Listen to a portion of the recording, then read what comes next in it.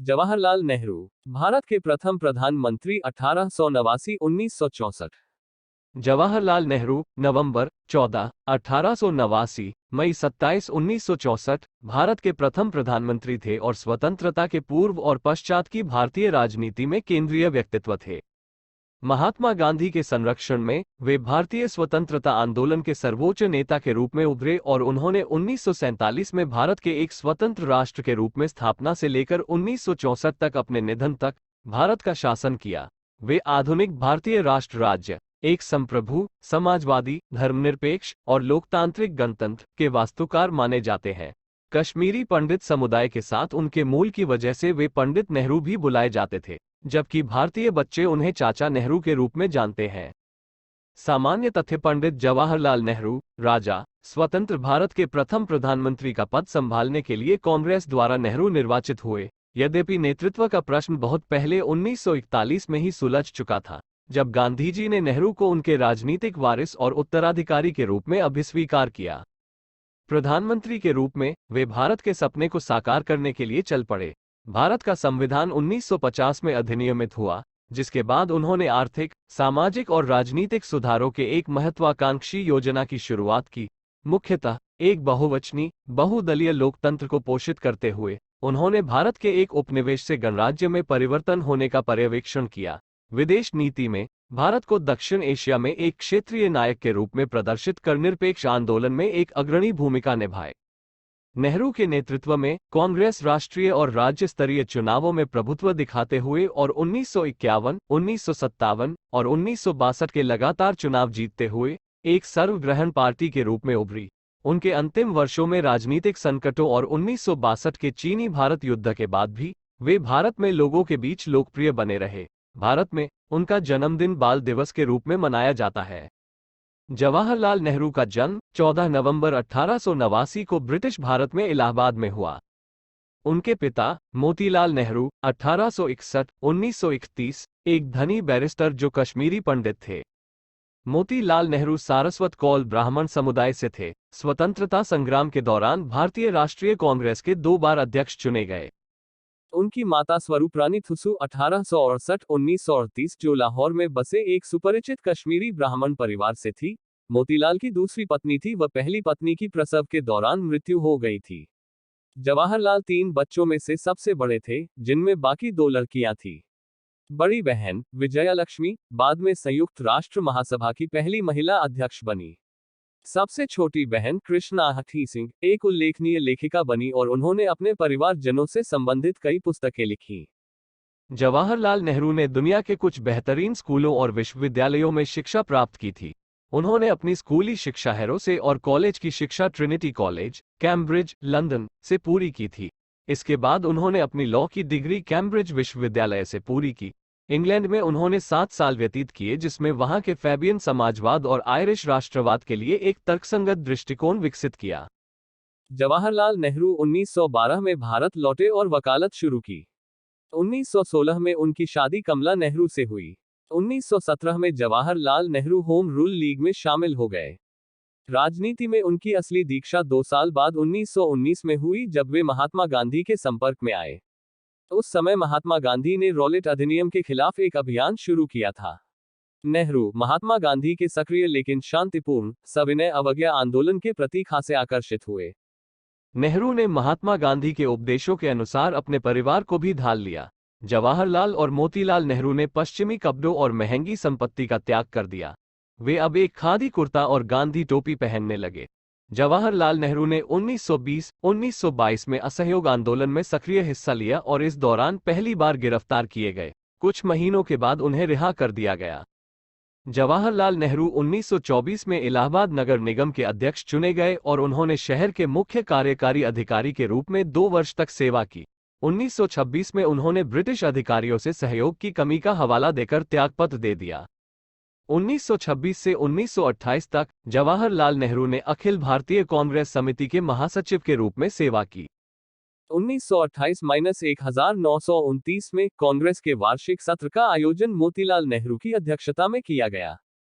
उस सत्र में जवाहरलाल नेहरू और सुभाष चंद्र बोस ने पूरी राजनीतिक स्वतंत्रता की मांग का समर्थन किया, जबकि मोतीलाल नेहरू और अन्य नेताओं ने ब्रिटिश साम्राज्य के भीतर ही प्रभुत्व संपन्न राज्य का दर्जा पाने की मांग का समर्थन किया। मुद्दे को हल करने के लिए गांधी ने बीच का रास्ता निकाला और कहा कि ब्रिटेन को भारत के राज्य का दर्जा देने के लिए 2 साल का समय दिया जाएगा और यदि ऐसा नहीं हुआ तो कांग्रेस पूर्ण राजनीतिक स्वतंत्रता के लिए एक राष्ट्रीय संघर्ष शुरू करेगी। नेहरू और बोस ने मांग की कि इस समय को कम करके 1 साल कर दिया जाए। ब्रिटिश सरकार ने इसका कोई जवाब नहीं दिया।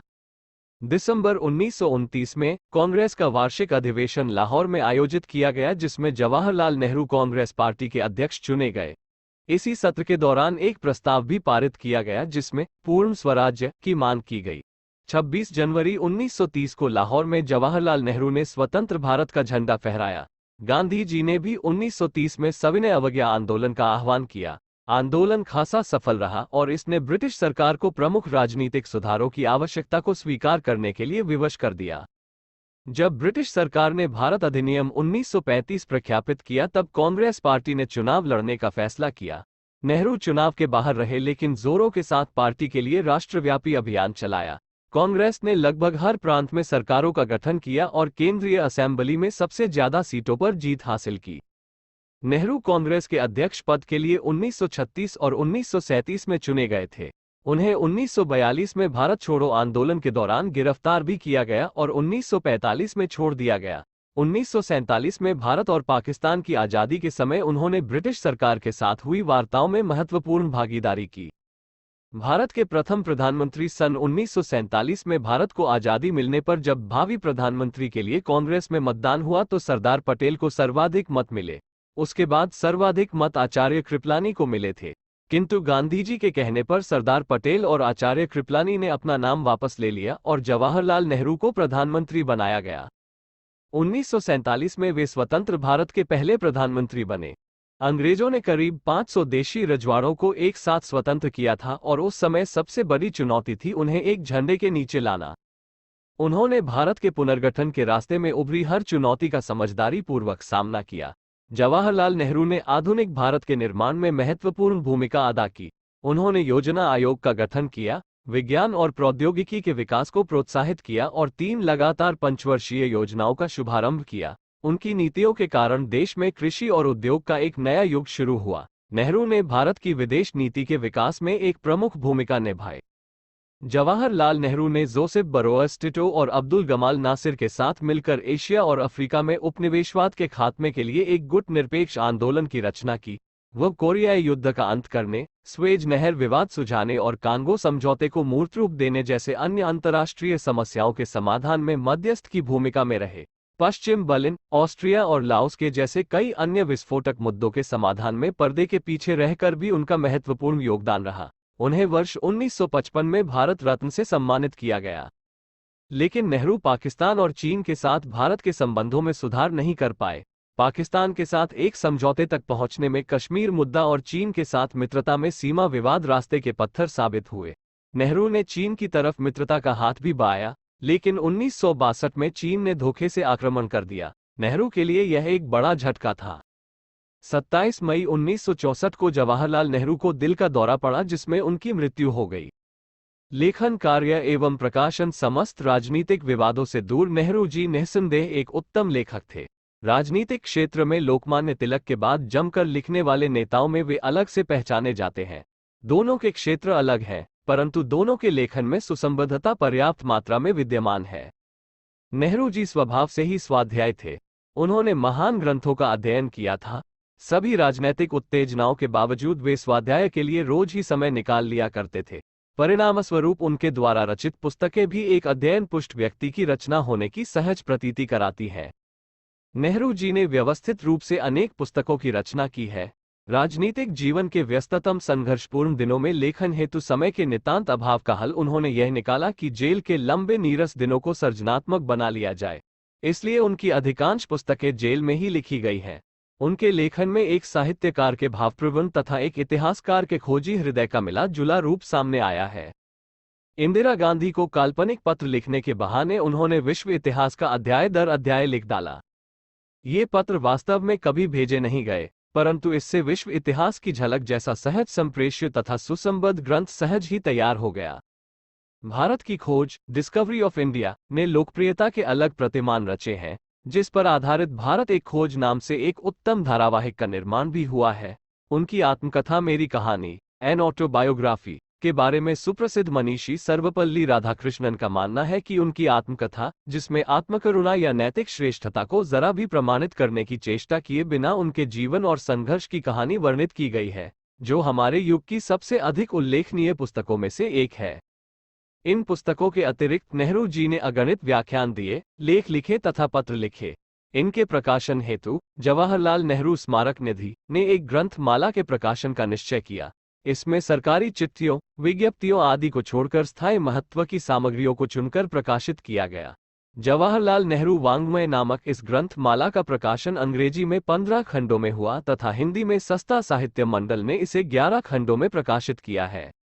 प्रकाशित पुस्तकें पिता के पत्र, पुत्री के नाम 1929 विश्व इतिहास की झलक, ग्लिम्पसेज ऑफ वर्ल्ड हिस्ट्री 2 खंडों में, 1933 मेरी कहानी, एन ऑटोबायोग्राफी, 1936 भारत की खोज, हिंदुस्तान की कहानी, दी डिस्कवरी ऑफ इंडिया, 1945 राजनीति से दूर इतिहास के महापुरुष राष्ट्रपिता जवाहरलाल नेहरू वान में 11 खंडों में,